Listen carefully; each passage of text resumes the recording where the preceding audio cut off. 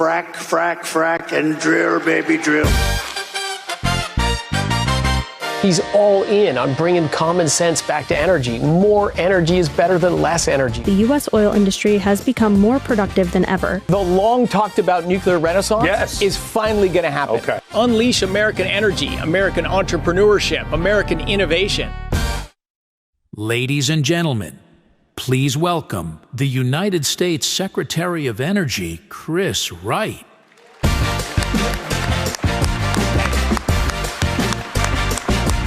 There he is. My man. Hey, good to see you. Round two. Let's go.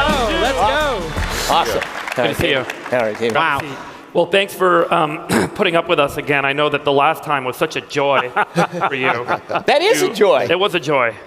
For those of you who missed it, JCal decided to turn our very short panel into a debate about batteries.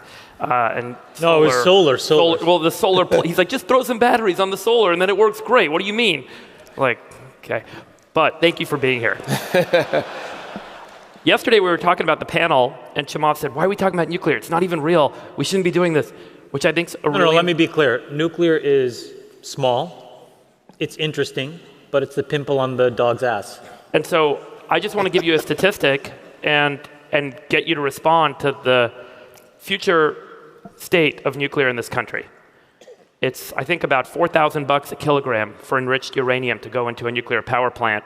To have a gigawatt nuclear power plant is only burning $3 to $4 million. It's only burning about 3 to 4 million of electricity per day for $12,000 of fuel, of uranium fuel.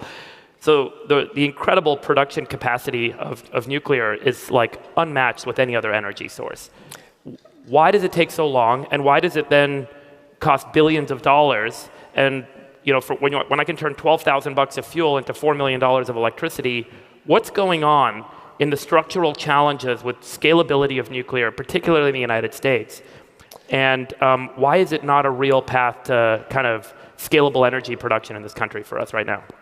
I mean, it will be in the long run for the reason you just said, the greatest energy density. That's the key thing. If you can get a lot out of a little, that's got running room. But nuclear involves something people can't see and they can't understand, and therefore it's easy to scare people about. So nuclear really has been a victim of fear in our world. It's the safest form of energy production we've ever seen for the amount of energy it's produced and the amount of negative impacts. But people think it's the scariest and the most dangerous. So if you make it very long, very bureaucratic to permit things, if you make it so that therefore, you've got to so over-design and so over-engineer everything. It's so hard to permit enrichment. So you make everything expensive and you make everything move slow. And then you have other energy sources that turn on and off, and you pay people a lot to build those things. That also erodes the economics of nuclear, of something that's reliable. So we, meaning the government, has killed nuclear over the last 4 generations. And the goal of the Trump administration is to reverse that strangulation of nuclear and let it fly again. But you're right, it'll take some time. Chris, maybe before, let me just make one. What is China doing differently? I hate to say it, but just more rational. You know, China they're worried about if nuclear accident happens and it injures people, makes them sick, then they're going to look bad. That's going to kill them. But their design criterion are just for human safety, not for getting the environmental groups off them or doubling down because someone else will be mad at them. So they're just pragmatic. They're building reactors faster and therefore cheaper, and they got 20 plus under construction right now. Chris, let's break down the challenge as the world needs an infinite amount of electrons and an infinite amount of heat. Fair? Yes. Why don't you just ground people on where we get those things today? And, like what percentage comes from coal, what percentage comes from nat gas, what percentage comes from nuclear globally, just so that we can maybe figure out where we need to go and how do we get more of this stuff now? Yeah, so in 1973, and I use that year because that's the Yom Kippur War. That's when oil prices tripled. Later in the decade, they doubled again in the Iranian Revolution. So we said, we got to get off oil and gas. So in 1973, oil, gas, and coal provided 85% of global energy. And last year, 2024, 85% of global energy. So they've continued to grow. Over that 50 years, Natural gas has grown 3% compound annual growth rate, coal 2%, oil 1%. Oil is the most expensive and most flexible. Coal is cheapest if you don't have infrastructure. Natural gas can be the cheapest if you have infrastructure. So it's growing the fastest. Natural gas is the fastest growing energy source. So that's 85% from hydrocarbons, 4% from nuclear, used to be 6% in year 2000, and today 3%, a little less than 3% of total energy comes from wind, solar, and batteries. Hydro's in there, geothermal's in there. The biggest component I didn't mention is traditional biomass, burning wood. That is twice the total global energy of wind, solar, and batteries combined. Wow. 2 billion people still cook their daily meals and heat their homes burning wood indoors.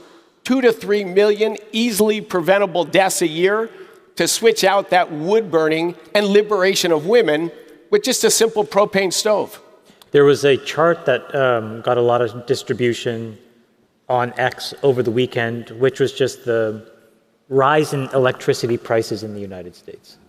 And can you sort of explain, why that's happening and how we get around it so that it doesn't sort of trigger inflation and other kind of like pernicious things that we don't want to see? It is a huge challenge. It's a meaningful part of the reason why President Trump got elected. Energy is it's the sector of the economy that enables everything else. If you get energy wrong, everything hurts, and particularly for low-income people. So look, the backbone of our electricity grid has been coal and hydro. Those are the two electricity sources we started with. Then oil got added. We used to get a lot of electricity from oil, very little today, except in Puerto Rico or Hawaii, because oil is flexible and you can transport it more easily. Today, the backbone of our electricity grid has been coal, hydro, natural gas, and nuclear. Today, natural gas is 43% of our electricity. Nuclear is about 20%. Coal was over 50, but now it's only about 15 or 16%. Together, they're 80% of U.S. electricity. Actually, when you put in hydro, they're about 83% of U.S. electricity. And for 100 years, we had a declining inflation-adjusted price of electricity. It's just an infrastructure for our country. It boomed in the 60s and 70s as people got air conditioning for the first time, drove up electricity demand a lot. And then Obama administration really launched it, but this sort of overwrought and I think irrational fear of climate change, it wasn't a rational, let's look at the math and the trade-offs. It was just sort of a reason politicians could do things. So we started to spend a huge amount of money to subsidize the building of what are called zero carbon. Of course, they're nothing of the sort, right, but they are lower carbon electricity sources, wind and solar. They're all made out of hydrocarbons, made with hydrocarbons, maintained and installed with hydrocarbons, but I call them derivative energy production sources than them. But think about that. If you add on to the electricity grid a bunch of sources that sometimes provide electricity and sometimes don't, what's the value of that? Like, are there any customers for electricity? You turn on your light switch, and it'll turn on when the wind starts blowing or the sun comes from out of the cloud. And then in the middle of the football game, the sun went behind a cloud and the football game will turn off. You're in the middle of a surgery and those things go off. So of course there's no customers for that. But if you put them on a grid that has these sort of reliable, dispatchable resources, what do they have to do now? They have to turn up and down as the wind blows or the sun shines. So peak demand for electricity is what a grid is designed for, right? When it's really cold in a winter evening when everyone comes home to work, if electricity goes out and stays out that night, thousands of people will die. Texas had 200 plus deaths just a few years ago with an electricity outage. So you have to design the grid to heat at peak demand. So at peak demand in the wintertime is in the evening and it's cold. And it's cold because a high pressure system and air masses come down from the north and sits there. So there's no wind during a high pressure system, and it's in the evening, so there's no sun. So you're not getting any electricity for wind or solar. At Inauguration Day back east, at peak demand, we got 2 to 3% from wind, solar, and batteries, the traditional grid has to supply everything. And that's at peak demand. So if you have traditional sources that can supply at peak demand, of course, they can supply at every other time as well. Is that why the utilities keep raising the prices? It's just the complexity of servicing all of this and building all of this? Because you're adding new sources on, and you have to build new transmission lines, and you've got to operate the traditional sources in a more complicated fashion. Right. And when the wind blows, what happens when the wind blows? Nuclear power plants operate relatively steady. Coal plants you can turn up and down, but slowly. So when the wind starts to blow, natural gas turns down a little bit. You generate a little less electricity to balance out the increased wind power. The government pays that wind power producer 4 cents a kilowatt hour in a subsidy to pay it. That's straight from the federal government to the provider of that wind power. The utility pays something for that wind power. The avoided cost is when you burn a little bit less natural gas. If you're in Texas, that's 2 cents for 1 kilowatt hour's worth of gas. If you're in New England, that could be 3 or 4 cents of avoided cost. That's less than the government subsidy to produce that, let alone the utility, or my former home state of Colorado, where they have additional subsidies and mandates that we must get our electricity or some percent of our electricity from these other sources. But if you're not dispatchable, you're not adding to the peak capacity of a grid, you're just a parasite. Parasites are expensive. Let me ask you a little bit about China. 2024, they've installed 2 to 3 times the amount of solar that America did per capita. They also have 33 nuclear power plants under construction, 200 planned. Your administration, David included, you keep talking about clean, beautiful coal. You keep dissing solar and batteries and wind and deriding it like you just did. What does China, and you keep talking about nat gas and clean, beautiful coal, what does China understand that you don't? Okay. So great. And tell me how beautiful and clean the coal is and how terrible and ugly these windmills are. Please explain to us what we're missing. Well, of course, coal has been the biggest source of global electricity for 125 years. That's as long as we have good data. And it will be for decades more. So I know you don't like it, but it's not going away. It's by far and away the biggest source of electricity in China. And they built 100 coal plants last year.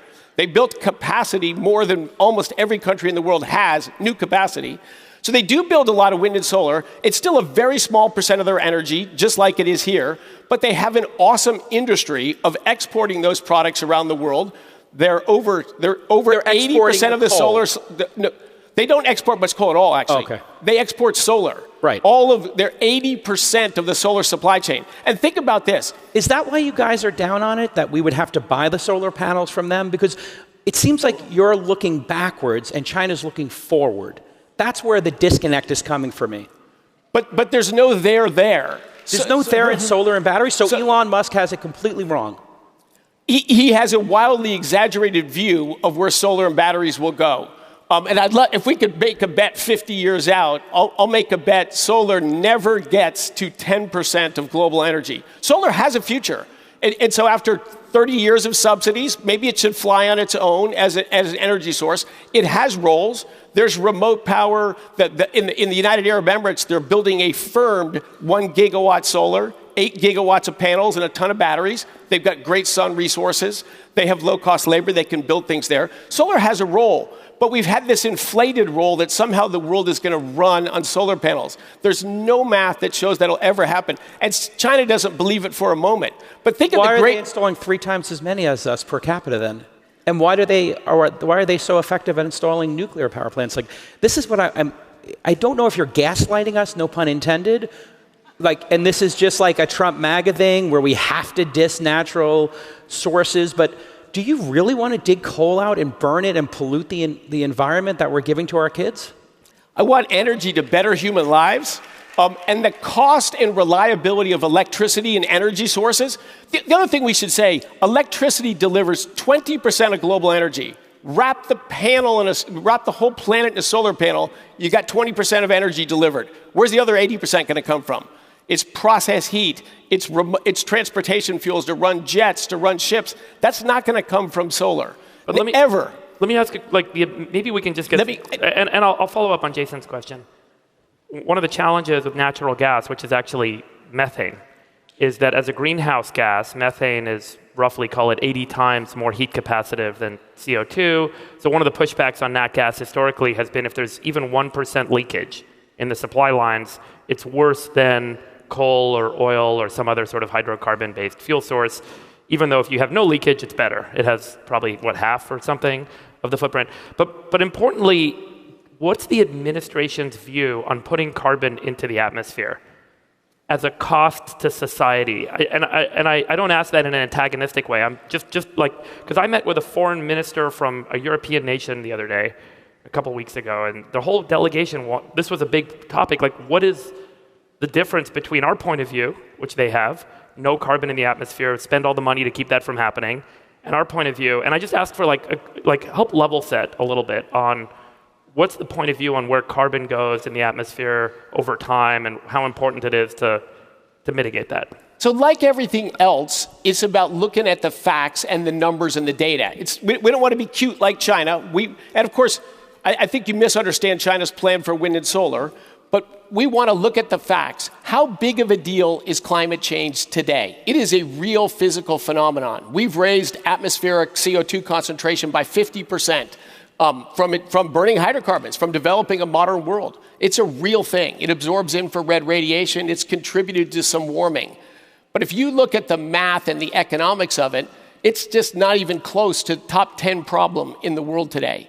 If you look at the Intergovernmental Panel on Climate Change economics projections to the end of this century, nobody knows what the world's going to look like in the end of the century, but think of the Intergovernmental Panel on Climate Change. These are the people that are dedicating their lives to work on climate change. Their estimates range from 0.2 to maybe 3-4% reduction in per capita income at the end of this century. So that's in 75 years, we might lose a couple months, we might lose a year of economic growth in 75 years. That's a bummer. It's not nothing. But compared to 2 to 3 million people dying simply because they don't have a clean cooking stove, and of course the political movement that's too focused on climate change has been against lending or bringing any capital to the developing world so that they can live longer, healthier lives. They can get clean cooking stoves. They can get industry. So the administration is humans first. The previous administration, climate change was first. Energy was a subset of climate change. Human lives were a subset of energy. For this administration, it's the opposite. Humans first. Energy is the great enabler of human quality of life. And climate change should play the appropriate role it does. Hold on, let me just bring Chamath in for a second here, because I think maybe to level set this, it felt like, obviously, Al Gore and the climate change movement were completely wrong. We're not sitting in 3 feet of water right now. It was overblown. But you agree that it exists. I've never heard Jay Cal say we something should be like concerned about. But I just call balls and strikes. Chamath, you are invested heavily in solar. You were just talking this weekend about your batteries. And batteries and solar. So is what we're hearing here just politics and like one group went too far left, this group is going too far, and then you actually believe, no, I believe what? I agree with Chris. Let me give you my framework. First of all, energy, in my opinion, is not a climate change issue. No. Energy is a national security issue. So the reason why, and everybody cherry picks a chart. Let me show this little nuclear chart going up and to the right for China. Wake up, people. China has no access to natural resources. The reason they do everything, the real accurate chart, if you want to be on top of this issue, is what are they investing in? They're investing in every form of energy production. Why? Because if push comes to shove in the future, China cannot be reliant on anybody for energy. It is the same in the United States. Okay? So that's number one. That's why they're investing in everything. So it's inaccurate to cherry pick the thing that helps you reinforce your bias. This is why I find nuclear such a kind of a dead-end conversation boring. The real conversation is the strategic gameplay of what's happening on the field. That's number one. Number two, in the United States, my fundamental belief is that the utilities are broken. Because no matter how cheap you make the making of the energy, and I really don't care how you make it, you have to spend an inordinate amount of money transmitting it and distributing it. And all of that indirection is what the average consumer pays. So if you are smart, eventually you will say to yourself, I'll just make it myself. Yes. And that doesn't have to compete with Chris's vision, because what Chris has to do is enable the broader framework for industry, for manufacturing, for transportation.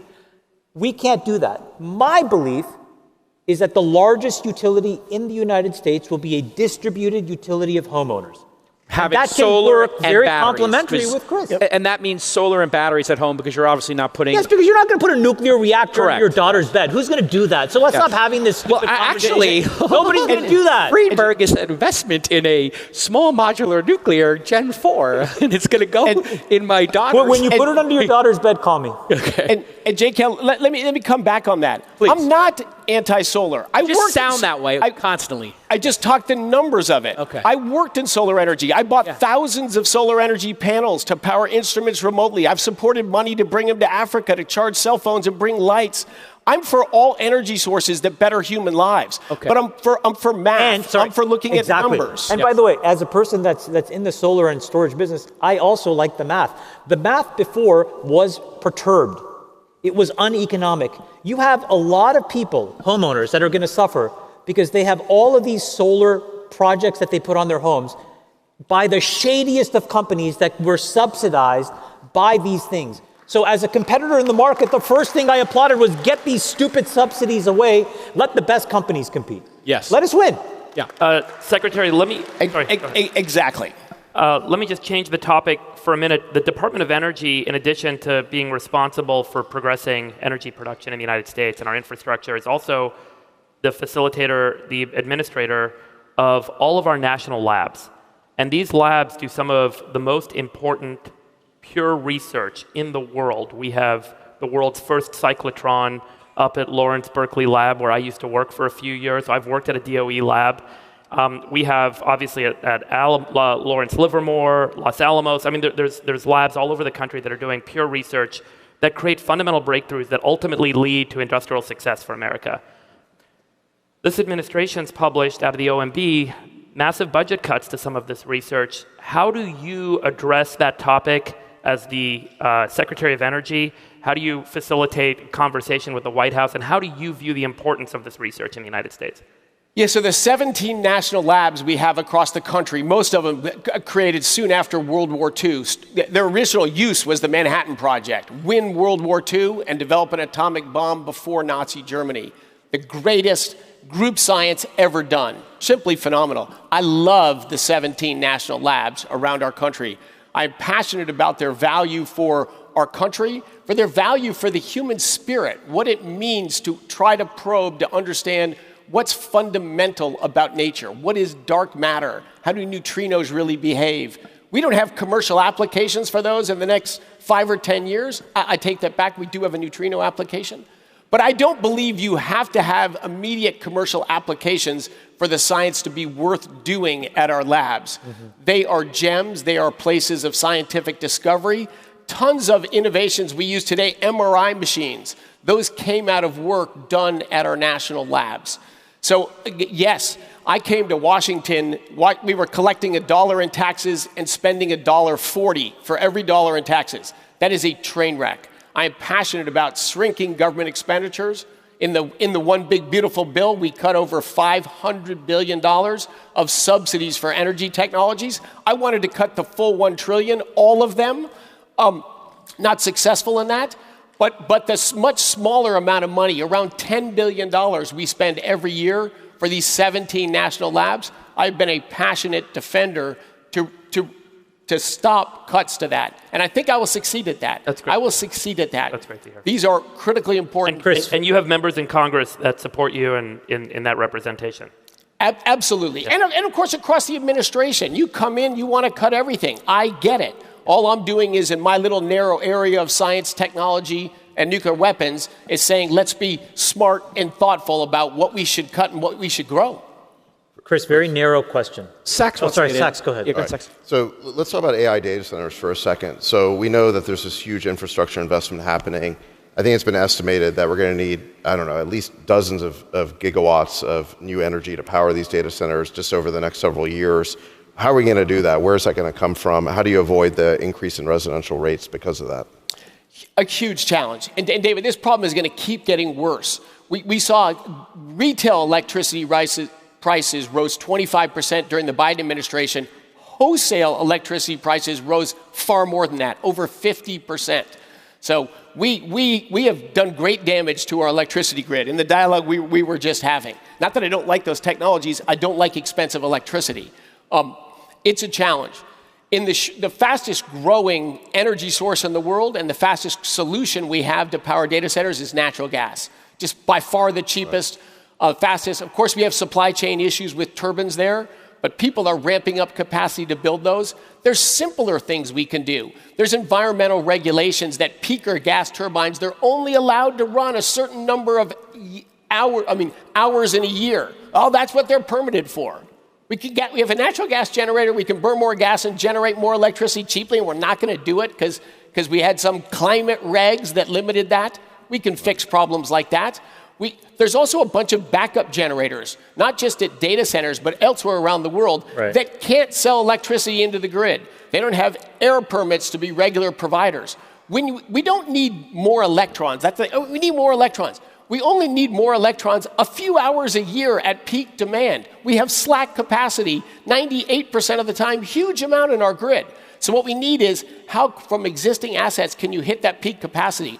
We're going to change some regulations. So all those backup generators, when we hit those peak hours, we're going to turn on those diesel generators or those natural gas generators. No, the climate isn't going to collapse because we ran diesel generators for a few hours, but it's going to allow us to have gigawatts more of firm electric generating capacity on the grid we have today. Yeah. Chris, can you explain to us how much flexibility can you have on federal lands for just you and the Trump administration and maybe subsequent administrations who are in charge to control this without the involvement of state and local actors and all of these other third-party organizations to slow these things down? So if it is the case that you want to build a nuclear reactor, is it possible to just do it with federal approval? Is there any way on federal land or some other way where you can find an avenue to do this without all these other folks gumming up the system and slowing things down? We will have new next-generation small modular reactors critical next year. Our goal is by July 4th, and I think we will beat that. But You'll have an operational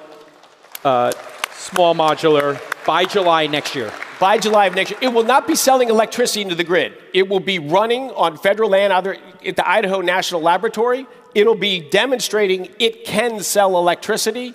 It will be permitted by DOE, but we're working hand in hand with NRC as well. So we will see commercial reactors break ground, actually many before then. But nuclear is going to move at a faster pace than it has before. But back to David's question, 17 national labs have a ton of land on them. We sent out an RFP. Who wants to build data centers on our lab land? We'll permit them quickly. We'll help you get energy. 300 responses to that. Every large data center developer, everyone will partner with us to build data centers quickly on land we have, infrastructure we have, because we must win the AI race. We have the capital, we have the people. And that means it will not impact consumers' electrical costs. That's a key piece. But what an amazing transition from the Manhattan Project to operating data centers on the Department of Energy labs. Cool. But let me ask one more question, because this has come up every time we go to DC. We hear Doge. Is Doge dead? There's a conversation that happens. Can you tell us a little bit about Doge in the Department of Energy? Is it still around? And if so, what are the team members working on? And what's the impact you're seeing? Oh, we have a fantastic crew of teammates. Some of them came as part of the original Doge program, so it's just been rebranded. But this idea of getting smart technical and financial patriots who are leaving their jobs and leaving their careers to come work with us, that is as strong and thriving as ever. I and the country have benefited enormously from the, you could call them Doge alum, that are at the DOE today, that are looking through our labs, that are working with us in every process, everything we're doing, how can it be better? I'm touched by the patriotism of people that are walking away mid-career or taking a hiatus mid-career, like David Sachs. But David's a perfect example of that. So many people are doing that because they believe in this country. They believe about bringing common sense back. And again, people think, oh, this crazy guy who denies climate change. Of course, nothing of the sort. I've been writing and talking about climate change for 20 years. I just want it treated rationally as a trade-off. Everything in life is a trade-off. That is the attitude that pervades DOGE, that pervades all these people coming to Washington who had never been in Washington before. I'm an entrepreneur my whole life. I've never Secretary been to Wright, politics. We appreciate you engaging the dialogue, and you're a true bestie in the all-in sense of the word. Ladies and gentlemen, give it up for Chris Wright. Thank you. Thank you. Thank you. That's great. Great job. Great job. Appreciate it so much. Very much appreciate the dialogue.